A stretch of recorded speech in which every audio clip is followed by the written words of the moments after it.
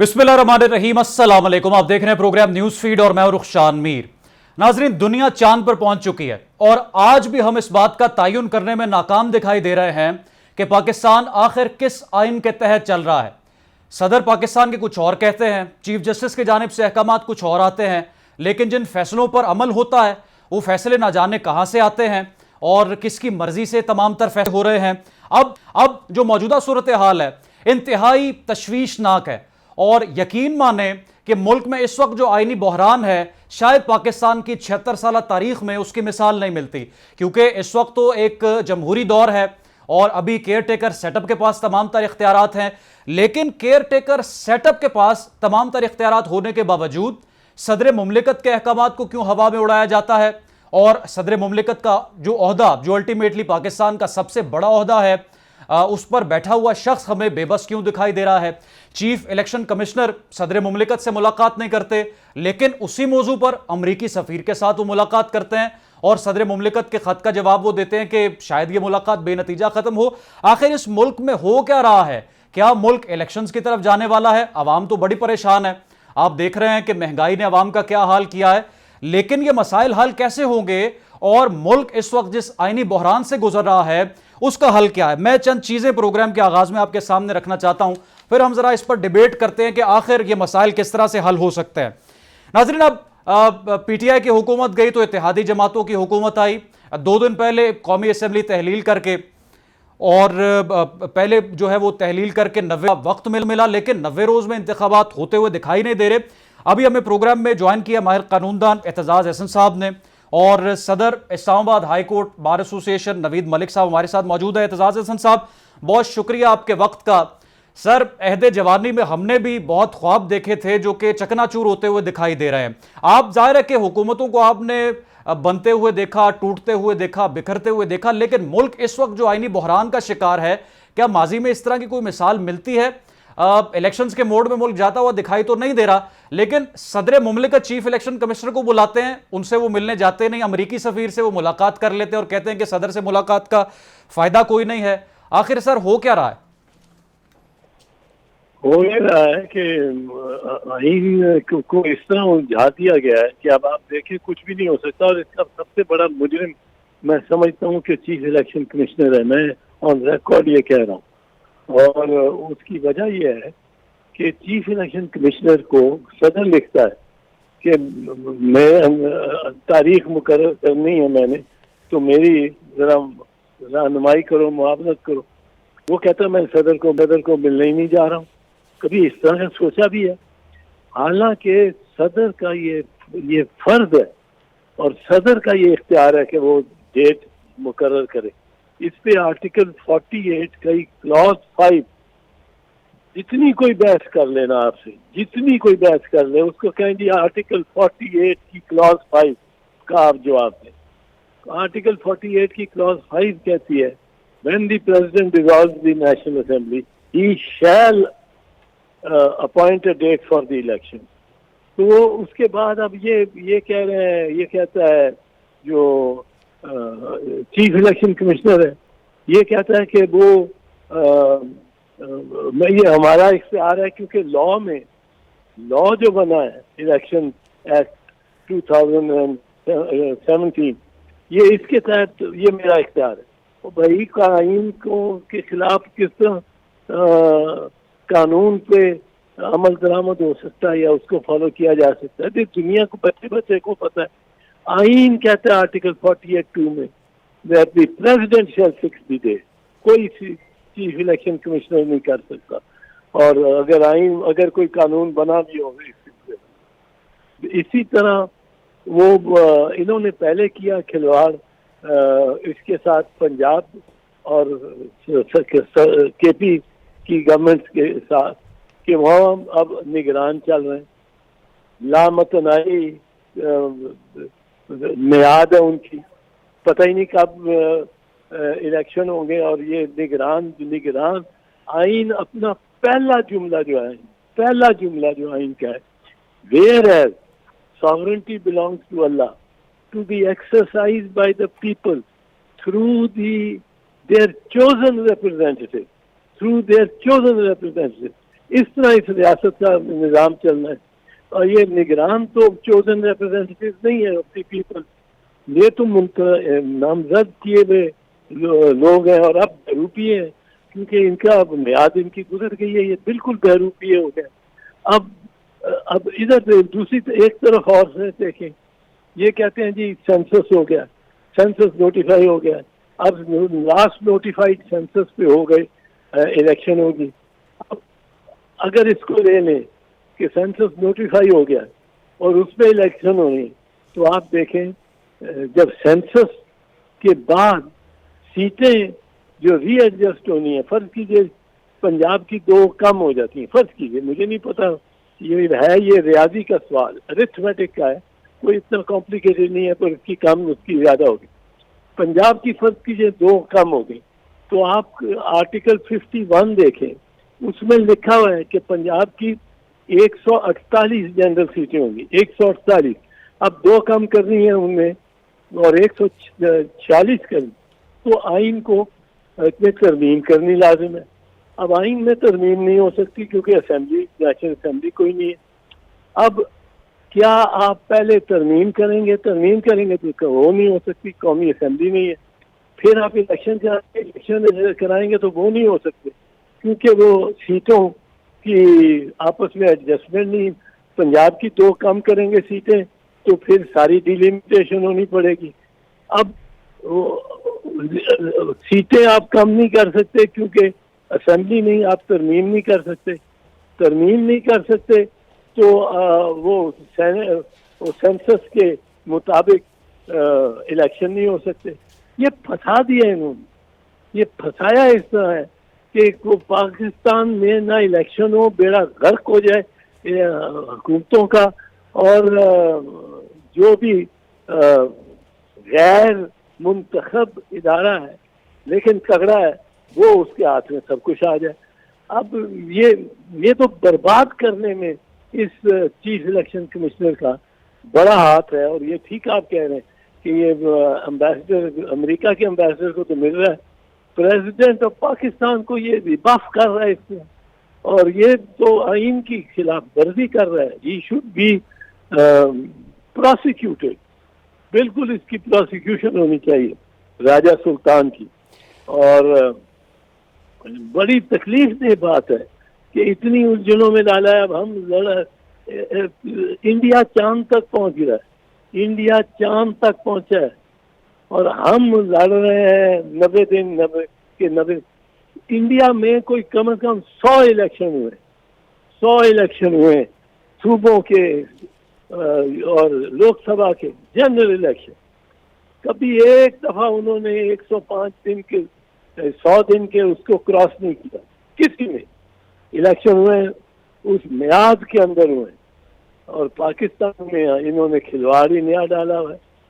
हर कोई सर, आप कह रहे हैं कि कार्रवाई होनी चाहिए चीफ इलेक्शन कमीशन, लेकिन जब चीफ जस्टिस ने सूबों में इंतखाबात के हवाले से हुक्म दिया था उस पर भी अमल नहीं हुआ। 7 अप्रैल 2022 को इलेक्शन कमीशन की जानिब से वक्त मांगा गया। अब सदर ये कहते हैं कि मैं तारीख का ऐलान कर दूंगा, चीफ जस्टिस भी कह रहे हैं इंतखाबात होने चाहिए, लेकिन समझ नहीं आ रही इलेक्शंस कौन करवाएगा। दूसरे नंबर पर ये तोशाखाना रेफरेंस पर जो सुप्रीम कोर्ट का कल फैसला आया परसों बादी उन नजर में, जिसे गलत करार दिया गया और उनकी तरफ से भी अपील की गई कि इसको पेशावर या फिर किसी और हाईकोर्ट मुंतकिल कर दे, हमें एतमाद नहीं है। तो उस पर भी आज पाकिस्तान बार काउंसिल से ये मौक़िफ़ आया कि अदलिया गैर सियासी होती है, अदलिया पर एतराज़ात उठाए जा रहे हैं। तो सर, अदलिया भी डिवाइड हो चुकी है, ये तो सवालात फिर उठते रहेंगे। हाँ, ये तो अदलिया भी डिवाइडेड है, पहले से डिवाइडेड है, पर ये एक चीफ जस्टिस एक इस्लामाबाद हाई कोर्ट ने भी तो इंतहा की है ना। 3 साल की कैद है, 3 साल की कैद लेसर सेंटेंस कहलाती है, 5 साल की कैद लेसर सेंटेंस कहलाती है, 7 साल की कैद लेसर सेंटेंस कहलाती है। लेसर सेंटेंस में ये लाजिम है कि उसको मुअत्तल किया जाए, तावक्त के अपील की फाइनल हियरिंग नहीं होती और मुल्ज़िम को रिहा किया जाए। ये बगैर नोटिस के किया जाता है। जज 3 साल कहता है 3 साल सजा है, चलो भी बेल मैं ग्रांट करता हूँ। यहाँ ये जज साहब जो Islamabad high court chief justice हैं वो साहब कभी छुट्टियों पे हो जाते हैं, कभी वो तारीख डाल देते हैं, आगे कर देते हैं। और वो इलेक्शन कमीशन के और बुनियादी सवालात है कि इख्तियार समात है भी कि नहीं, कि ये मेंटेनेबल भी है कि नहीं, जूरिसडिक्शन भी है कि नहीं, उनको पहले डिसाइड करें अगर करना है। पर रिहाई इस केस में वो इमरान रिहा हो सके या ना हो सके, वो ना हो सके क्योंकि और भी उन्होंने छोड़ना तो नहीं है, पर इस केस में बेल होनी रूटीन थी, रूटीन। और ये बातें भी अजीब काम कर रही हैं। ठीक है सर, प्रेसिडेंट हाउस में जो हुआ बिल्स के मामले पर, उसका कसूरवार एतजाज अहसन साहब आप किसे समझते हैं सर? बिल्स के मामले पर वो तो बिल्स बने ही नहीं, कसूरवार जो भी है। अब वो प्रेसिडेंट है या उनका सेक्रेटरी है, अगर प्रेसिडेंट ने दस्तखत नहीं किए, अगर प्रेसिडेंट ने असेंट नहीं दी, तो वो असेंट नहीं हो सकती, क्योंकि पहले मरहले में वो डीमिंग क्लॉज नहीं है, उसमें तसव्वुर नहीं किया जा सकता पहले मरहले में कि ये एक्ट बन गया। दूसरे मरहले में अगर वो 10 दिन में नहीं करता प्रेसिडेंट दस्तखत, तो फिर वो तसव्वुर किया जाएगा कि बिल जो है वो कानून बन गया और एक्ट बन। वहाँ ये मजबूरी है, पहले मरहले में नहीं। पहले मरहले में अगर वो गुजर गया टाइम और वो रिकंसिडर भी नहीं हुआ बाय द जॉइंट हाउसेस, तो वो कानून खत्म हो गया। ठीक है, शुक्रिया एतजाज अहसन साहब हमारे साथ मौजूद है प्रोग्राम में। नवीद मलिक साहब, सारी सूरत हाल आप भी देख रहे हैं। अब आज जो हुआ ये तो इंतहाई तशवीशनाक है कि अमरीकी सफ़ीर से जाकर उन्होंने फट मुलाकात की है, लेकिन सदर के बारे में उन्होंने कहा कि बेनतीजा ख़त्म होगी मुलाकात। सदर का ओहदा इतना कमज़ोर हो चुका है पाकिस्तान में सर?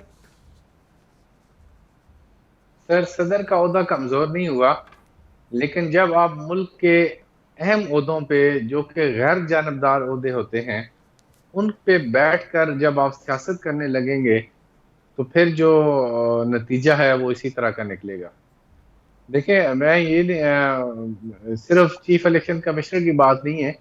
अगर आप सदर मुमलिकत को भी देखें, तो वो भी उस ओहदे पे बैठकर उन्होंने अपनी सियासी पार्टी की जो है वो सरपरस्ती कर रहे हैं, और उन्हीं के कहने पे स्टेटमेंट्स और बाकी चीज़ें जो हैं वो चल रही हैं। जब इस तरह की सूरत हाल होगी, तो ज़रूर फिर मुल्क में आईनी बहरान भी पैदा होंगे और पेचीदगियाँ भी पैदा होंगी, और मुल्क को इस तरह की हालात में धकेला जाएगा कि जहाँ से वापस आना शायद मुश्किल हो। अब देखें कि जो ये बता रहे थे कि हमारे बड़े सीनियर हैं और हमने इनकी सरबराही में अदलिया बहाली तहरीक में बहुत ख्वाब देखे, इसमें कोई शक नहीं है कि रियासत होगी माँ के जैसी और हर शहरी से प्यार करेगी और रूल ऑफ लॉ होगा और कानून की हुक्मरानी होगी और हर इंसान को इंसाफ मिलेगा। मगर अनफॉर्चुनेटली हमें उसके जो नताइज हैं वो नहीं मिल सके, और आज हम उस नतीजे पे और उस दोराहे पे खड़े हैं जहाँ पे ना कोई आइन की वक़्त है और ना कोई कानून की वक़्त है।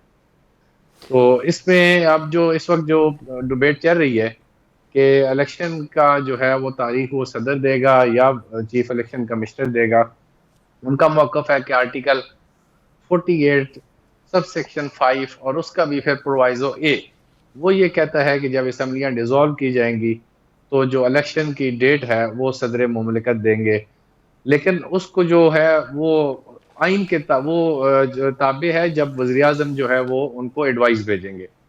दूसरी तरफ जो चीफ इलेक्शन कमिश्नर साहब का मौक़िफ़ है कि जो अमेंडमेंट की गई लेटेस्ट सेक्शन 57 और सेक्शन 58 ऑफ इलेक्शन एक्ट 2017 उसकी रूह से फिर वो जो डेट है वो देने का इख्तियार उनका है। अब इसी मसले में हम उलझे हुए हैं, और वाकई मैं इत्तफाक करूँगा कि दुनिया चाँद पे पहुँच गई है और हम आज तक अपने आइन की इंटरप्रिटेशन नहीं कर सके। सर, बतौर कानूनी माहिर क्या समझते हैं आप, आइन है अब पाकिस्तान में, या आइन जो है वो उस पर अमल दरामद तो होता हुआ अभी दिखाई नहीं दे रहा? दुनिया तो चांद पर पहुंच गई है, और इसकी बुनियादी वजह तो ये है कि यहाँ पर हुकूमत स्टेबल ही नहीं है, हमें पता ही नहीं कि हुकूमत किसकी है। पहले इत्तेहादी जमातों की हुकूमत, एक प्राइम मिनिस्टर आ रहा है, दूसरा जेल जा रहा है, फिर वो जेल से आ रहा है, फिर वो प्राइम मिनिस्टर बन रहा है, और फिर उससे पहले वाला जेल में जा रहा है। केयर टेकर अगर हुकूमत आ रही है तो वो इंतखाबात की तरफ तवज्जो कम और दूसरे मामलात में उनकी तवज्जो ज़्यादा है। अगर आइन मुल्क में मौजूद है तो उसकी इम्प्लीमेंटेशन कौन करवाएगा, ये भी नहीं हमें पता। देखिए, ये आज से नहीं हो रहा जी। हमारे मुल्क में 76 सालों से, जब से ये मुल्क बना है, तब से यही इस तरह की सूरत हाल है। थोड़ी थोड़ी कहानी तब्दील होती रहती है, कुछ आगे पीछे होती रहती है, लेकिन बेसिक स्टोरी जो है वो वही रहती है। क्योंकि सर और सवाल मैं तो ये देखे सब ना, ये है कि अब सदर कहते हैं मैं इलेक्शंस की डेट अनाउंस कर दूंगा, मैं आपसे ये भी कमेंट लूंगा उनका इख्तियार है या नहीं, लेकिन अगर वो कर देते हैं डेट अनाउंस और फिर इलेक्शंस नहीं होते तो फिर किसको पूछेंगे हम। पहले तो चीफ जस्टिस ने भी डेट अनाउंस की थी लेकिन तब भी इलेक्शंस नहीं हुए। सर, यही तो बदकिस्मती है कि जब आपके ओहदों की वक़्त नहीं रहेगी। जब देखें, सबसे आला तरीन अदलिया है हमारी, जो सुप्रीम कोर्ट है, और अगर सुप्रीम कोर्ट के फैसलों पे अमल दरामद नहीं किया जाएगा तो फिर पीछे क्या ताकत रह जाती है इम्प्लीमेंटेशन की। हालांकि तमाम जो मुल्क के इदारे हैं वो सुप्रीम कोर्ट की मावनत करने के पाबंद हैं। तो इस मुल्क को उस तरफ धकेला जा रहा है जहाँ से वापसी का, मैं समझता हूँ, रास्ता नहीं है। और ये मैं नहीं समझता हूँ ये किसी की नाकामी है। ये सबसे बड़ी नाकामी हमारे अपने सियासतदानों की है कि ये आपस की लड़ाई में, आपस की दुश्मनी में, आपस की मुखालफत में ये कहते हैं कि पाकिस्तान चाहे गिर जाए, हम ना गिरें।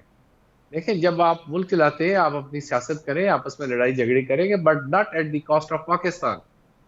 अब पाकिस्तान को जहां पे आप दो पे लगा देंगे, पाकिस्तान है तो सब कुछ है, जब पाकिस्तान नहीं है तो कुछ भी नहीं रहेगा। ना ये सेनेटरशिप रहेगी, ना ये कौमी असम्बली रहेगी, ना कुछ भी नहीं रहेगा। तो फिर आप बैठ के, जब उस वक्त जब हमारे हाथ में कुछ भी नहीं होगा, तो हम सब लोग पछता रहे होंगे कि हम किस तरफ चले गए। आज देखें सर, डॉलर ओपन मार्केट में 314 रुपये का हो गया। वजीर ख़जाना शमशाद अख्तर खामोश हैं। वो तो ज़ाहिर है कि निगरान वजीर हैं, उनकी जिम्मेदारी भी उस तरह से नहीं बनती। और कल को जो हालात बनेंगे मुआशी तौर पर, उसका जिम्मेदार कौन होगा? ये तो निगरान हुकूमत है, इलेक्शंस करवाने आई है, लेकिन जब इलेक्शंस के हवाले से पूछा जाता है इनसे तो खामोश है ये। इलेक्शन कमीशन कहता है कि हमें पता नहीं है। तो चीफ जस्टिस इस पर कुछ कर सकते हैं कोई? वो पहले भी उन्होंने अहकामात तो दिए लेकिन अमल नहीं हुआ। नवीद मलिक साहब जी, आवाज आ रही? नवीद सबसे मलिक आवाज इंटरप्ट कर जाती है, लेकिन जो मुझे समझ आई बात, मैं उसके हवाले से कहता हूँ कि जी आती है, बीच में थोड़ी सी इंटरप्शन होती है। मैं थोड़ा सा जो आपकी बात समझा हूँ उसके हवाले से, बिल्कुल जी, सुप्रीम कोर्ट मुल्क की आला तरीन अदलिया है। और जब आइन से रूगर्दानी की जाती है, या कोई भी आइन से मुतसादम बात की जाती है, या आइन से मुतसादम कानून बनाया जाता है, तो फिर वाहिद जो ताकत रह जाती है वो अदलिया ही है। और हमें चाहिए कि हम अदलिया के हाथ मजबूत करें। हम तो हमेशा अदलिया के साथ खड़े हैं। हम कहते हैं कि आप फैसले करें, कानून के मुताबिक करें, आइन के मुताबिक करें। तो तमाम वकला पहले भी अदालतों के साथ खड़े थे और आज भी अदालतों के साथ खड़े हैं। और सर ये इस पर भी कमेंट कर दे, मुस्लिम लीग की तरफ से ये जो इल्ज़ाम लगाया जा रहा है कि चीफ जस्टिस जो है वो लीव दे रहे हैं पीटीआई चेयरमैन को, तो बराह रास्त इल्ज़ामात का सिलसिला, क्या ये भी कंटेम्प्ट का कोई एक्ट है? देखिए, अब मुझे बताएं, सिर्फ उन पे इल्जाम तो नहीं लगाए जा रहे। जैसे अभी अब सीनियर हमारे हैं, इत्तेजाज अहसन साहब की बात सुन रहा था। हमारे इस्लामाबाद हाई कोर्ट के चीफ जस्टिस साहब पे भी इसी तरह के वो एलिगेशन लगाते हैं। ये तो बड़ा गलत ट्रेंड है। देखिए, ये जो बात कर रहे थे ऑनरेबल हमारे इत्तेजाज अहसन साहब, कि लाजमी है कि 3 साल की सजा को जो है वो सस्पेंड कर दिया ठीक जाए। है, साथ ही रहिएगा नवीद मलिक साहब। इरफान कादिर साहब ने हमें ज्वाइन किया है, साबिक SAPM। इरफान कादिर साहब, आपके वक्त का बहुत शुक्रिया। सर, जो इस वक्त मायनी बहरान है और सदर जो बात करते हैं उस पर अमल नहीं होता, चीफ इलेक्शन कमिश्नर तक ने सदर से मिलना गवारा नहीं किया, अमरीकी सफीर से वो जाके फौरन मिल चुके हैं, और सदर मुमलिकत भी बेबस दिखाई देते हैं। चीफ जस्टिस के जो अहकामात हैं उनको तो अप्रैल 2022 में भी हवा में उड़ा दिया गया था। सर, आपको लगता है कि मुल्क अब इलेक्शंस की तरफ जाएगा, निगरान हुकूमत इलेक्शंस करवाएगी? देखें, इलेक्शन की तरफ बिल्कुल मुल्क जाएगा, लेकिन जिस वक्त इलेक्शंस जो है ना आइन की रूह के मुताबिक जब भी होने होंगे वो होंगे। इस वक्त उसने कोई हतमी तारीख नहीं दी जा सकती, क्योंकि सेंसस जो है वो मुकम्मल हो चुका है। नए सेंसस के लिए डिलिमिटेशन की ज़रूरत है, और लिहाजा जब वो सारा प्रोसेस पूरा हो जाएगा तो इलेक्शंस जो हैं वो हो जाएंगे। और 90 दिन वाली कोई ऐसी कैद नहीं है, क्योंकि अगर 90 दिन में ना भी हो तो इलेक्शंस हर कैफ आइन की रूह के मुताबिक होने और वो होंगे। तो सर आइन 90 रोज के लिए पाबंद नहीं करता निगरान हुकूमत को कि इलेक्शंस करवाए वो? नहीं, वो इस हद तक उसमें ये बात जरूर है, लेकिन उसमें सारे प्रोविजन है ना। आप एक आइसोलेटेड प्रोविजन को नहीं देखेंगे, बल्कि आप बाकी प्रोविजंस को भी तो सामने रखेंगे ना। तो सारों को अगर देखें तो वो 90 दिन की जो डेट है वो एज फार एज पॉसिबल अच्छी बात है अगर 90 दिन में हो, लेकिन अगर ना भी हो तो फिर भी इलेक्शन कराए जाएंगे, और उससे तो कोई नहीं कह रहा ना कि इलेक्शन नहीं होगी। ठीक है सर, ये एतजाज हसन साहब भी प्रोग्राम में मौजूद हैं। इनका कहना है कि चीफ इलेक्शन कमिश्नर इस वक्त बहुत बड़ी गलती कर रहे हैं। आज भी जो हुआ ये भी नहीं होना चाहिए था, और सुप्रीम कोर्ट के अहकामात पर जो उनका रिएक्शन है वो भी दुरुस्त नहीं है। आप क्या समझते हैं सर, आज जो हुआ चीफ इलेक्शन कमिश्नर सदर से नहीं मिले, क्या ये हमारी नाकामी नहीं? इतने बड़े मनसब पर, सदर के मनसब पर सवालात नहीं सर? ये देखें, सदर अपनी इनफरादी हैसियत में कुछ भी नहीं कर सकते, लिहाजा सदर का इस तरह के अहकामात देना वो सदर के जो फ़राइज़ मनसबी हैं उसके शान शान नहीं है, क्योंकि सदर एक टिचुलर ऑफिस है और वो मोस्टली अपने फ़राइज़ मनसबी की अदायगी में वज़ीर आज़म के मशवरे के पाबंद होते हैं, और जो मामला जहाँ पे उनको वैसे रोल दिया गया वो जो बाकी इदारे हैं उनसे मशवरा होकर वो चीज़ें करते हैं। तो इस तरह से वो अहकामात जारी नहीं कर सकते, और सदर जो है वो खुद डायरेक्टली इलेक्शन कमीशन को कंट्रोल भी नहीं कर सकते। इस तरह का कोई कंट्रोल सदर के पास आइन में नहीं है इलेक्शन कमीशन के ऊपर। इलेक्शन कमीशन काफ़ी हद तक खुद मुख्तार है। ठीक है सर, ये आखिरी सवाल का जवाब। सर दुनिया तो पहुंच गई चांद पर, और हम तो बहुत महीनों से इसी बात का अंदाज़ा कर रहे हैं कि कब होंगे इलेक्शन। 90 रोज़ के अंदर, आपने जिस तरह से आज कहा कि ज़रूरी नहीं कि 90 रोज़ के अंदर हों, कानूनी माहिरीन आप भी जाहिर है लेकिन कहते हैं कि 90 रोज़ के अंदर इलेक्शन होने चाहिए। अब सर आपको क्या लगता है, इलेक्शंस का कोई माहौल बनेगा मुल्क में, या ये केयर टेकर सेटअप अब प्रोलॉन्ग करेगा सर? देखें, सुप्रीम कोर्ट ने कोशिश की थी कि ये 90 दिन का मामला अपने हाथ में लें, वो भी 90 दिन में नहीं करा सकी। फिर उन्होंने कहा जी 14 मई को इलेक्शन हो जाए, वो भी नहीं हो सके। तो मैं तो शुरू से कह रहा था कि सुप्रीम कोर्ट का ये ऑर्डर इतना कमजोर है कि इसको इम्प्लीमेंट नहीं करा सकेंगे, और वही हुआ, नहीं करा सके इम्प्लीमेंट। वही चीज़ जो है सदर साहब भी करने की कोशिश कर रहे हैं। तो ऐसी चीज़ करनी ही नहीं चाहिए जिसको आप इम्प्लीमेंट ना करा सकें। ठीक है, इरफान कादिर साहब हमारे साथ मौजूद थे, और नवीद मलिक साहब, एतजाज हसन साहब प्रोग्राम में शामिल हाजिर होंगे एक ब्रेक के, और गुफ्तगू के सिलसिले को आगे बढ़ाएंगे। इलेक्शंस को लेकर जितनी बेयकीनी की सूरत हाल थी और जितने सवालात उठाए जा रहे थे, तमाम तर सवालात अभी भी टस से मस नहीं हुए, और कोई भी चीज़ क्लियर नहीं हुई कि ये जो केयर टेकर सेटअप है, काबीना भी बन चुकी है, वज़रा ने हल्फ भी उठा लिया है, रोज़ाना के बुनियाद पर मीटिंग्स भी जारी हैं, लेकिन इलेक्शन कमीशन कहता है कि नई मरदमशुमारी, और फिर पता नहीं इलेक्शंस होंगे कब होंगे। और मुखालफिन पर जो केसेस थे, जो साबिका अपोजिशन पर, वो केसेस भी अभी तक बरकरार। बात करेंगे एक ब्रेक के बाद।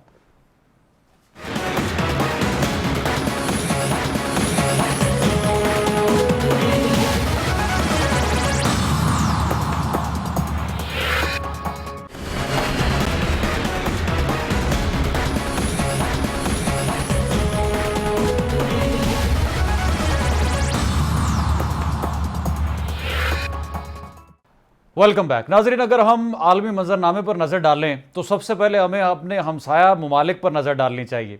इस वक्त भारत जश्न मना रहा है। भारत का सियासी तबका, भारत की मिलिट्री इस्टेब्लिशमेंट, भारत की आवाम, भारत का कारोबारी तबका अपनी जीत को सेलिब्रेट कर रहे हैं, और वो जीत ये है कि भारत ने चंद्रयान 3 का जो मिशन है कामयाबी के साथ चांद तक पहुंचा दिया है। पाकिस्तान में इस पर डिबेट की जा रही है, इसमें नासा की फंडिंग शामिल है या इसमें अमेरिकी मुआवनत शामिल है। ये तमाम तर बहस बहुत पीछे रह जाती है। अगर नरेंद्र मोदी फ्रंट पर आकर ये कह रहे हैं कि ये इंडिया का मिशन है और इंडिया चंद्रयान 3 लेकर चांद पर पहुंच गया है, तो फिर यकीनी तौर पर ये उनकी कामयाबी हो सकती है। इस पर हम बात तो कर सकते हैं, लेकिन जिस तरह से वो कह रहे हैं कि अब हमारा अगला पड़ाव सूरज होगा और हमने दूसरे सैयारों पर भी जाना है, हम प्रोग्राम में जरा इस पर बात कर लेते हैं, क्योंकि ये मामला इस तरह से नहीं है कि 2023 में फैसला किया गया इंडिया की जानिब से तो जनाब वो चांद पर पहुंच गए। गुज़श्ता कई दहाइयों से वो स्पेस एंड टेक्नोलॉजी पर इतना फोकस किए हुए हैं, और वो इंफॉर्मेशन टेक्नोलॉजी हो और वो अपर एटमॉस्फेयर साइंसेज हो, इतना वो फोकस किए हुए हैं जिसकी मिसाल नहीं मिलती। और अगर उन्होंने अमेरिका को कन्विंस भी किया है कि वो इस मिशन को फंड करें, तो यकीनी तौर पर कोई ना कोई इसके पीछे कोलैबोरेशन तो होगी, जिसने वायबल बनाया इस सारे प्रोजेक्ट को। सैयद मोहम्मद अली साहब साथ प्रोग्राम मौजूद है, माहिर आलमी उमूर। सर शुक्रिया आपके वक्त का। सर ये है, इसको आप जीत समझते हैं भारत की? बहुत शुक्रिया जी। देखिए, ये जो स्पेस की कैपेबिलिटी होती है, ये ओवरनाइट या एक गवर्नमेंट के टाइम पे डेवलप नहीं होती।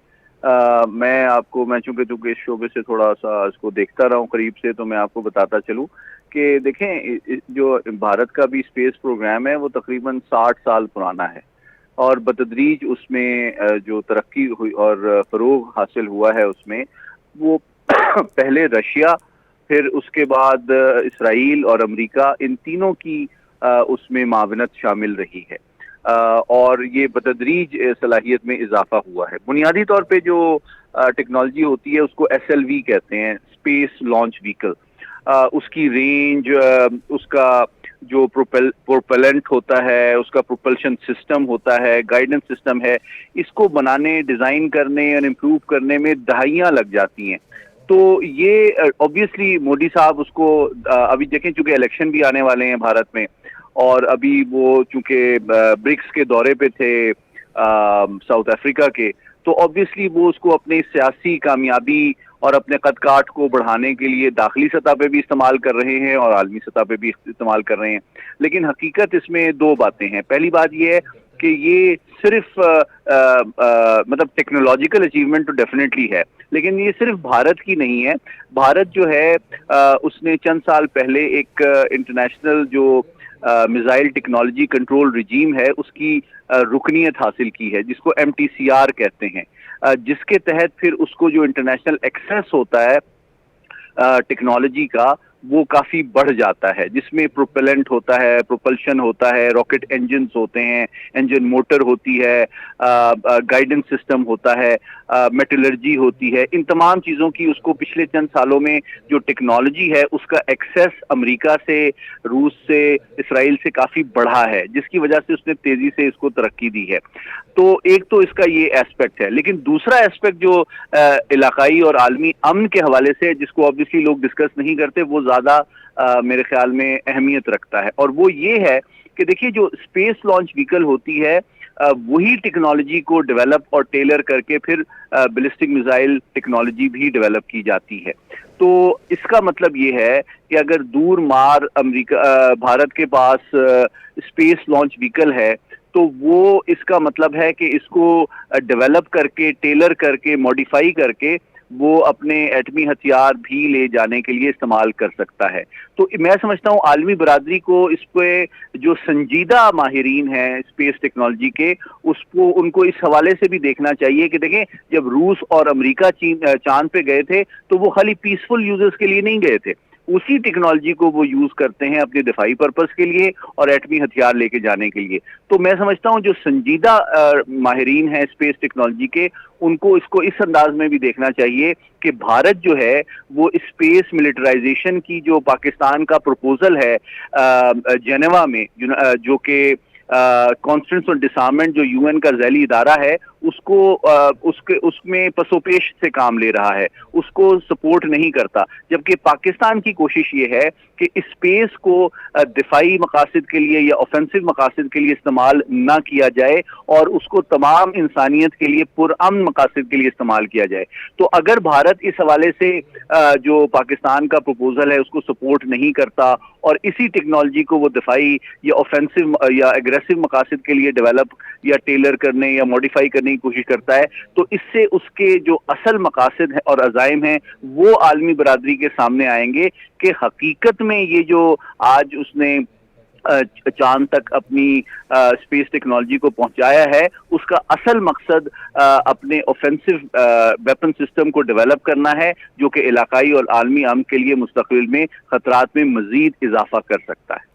सर, अगर हम राइवलरी की बात करते हैं या हम माजी में भी देखते हैं, तो एटमी धमाके जब दूसरे मुमालिक ने किए तो फिर पाकिस्तान ने भी एटमी धमाका किया, और जब हम देखते हैं कि जदीद मिसाइल टेक्नोलॉजी इंडिया में आ रही है या पाकिस्तान के दूसरे हरीफ मुमालिक के पास आ रही है, तो हमारी कोशिश होती है कि हम भी अपने आप को अपग्रेड करें। अब सर, अगर स्पेस साइंसेस की बात है और अपर एटमॉस्फेयर की बात है, तो पाकिस्तान के पास कितना पोटेंशियल है? हमारा जो इदारा है स्पार्को, क्या वो मुकाबला कर सकता है इसरो का? और हमने इस हवाले से कोई तैयारी की है माजी के सालों में? वैसे तो हम अपने इंटरनल मामलात में इतने बुरी तरह फंसे हुए हैं कि हमें शायद ही इस तरफ तवज्जो हो, लेकिन जाहिर है कि अब बात तो करनी मीडिया पर बनती है, हमारी जिम्मेदारी है। जी बिल्कुल, नहीं आपने एक अहम मामले की तरफ तवज्जो अपने नाज़रीन की उठाई है, और मैं आपको बताता चलूं कि देखिए 3 मामलात हैं जिसको समझना बहुत ज़रूरी है। पहली बात यह है कि पाकिस्तान जो है वो स्पेस को एक ग्लोबल कॉमन समझता है, और उसको पुरअमन मकासद के लिए आलमी ताउन को और टेक्नोलॉजी को मुनसिफाना अंदाज में, ट्रांसपेरेंट अंदाज में और फेयर अंदाज में शेयर करने पे बिलीव भी करता है, और उनसे ये एक्सपेक्ट भी करता है, पहली बात।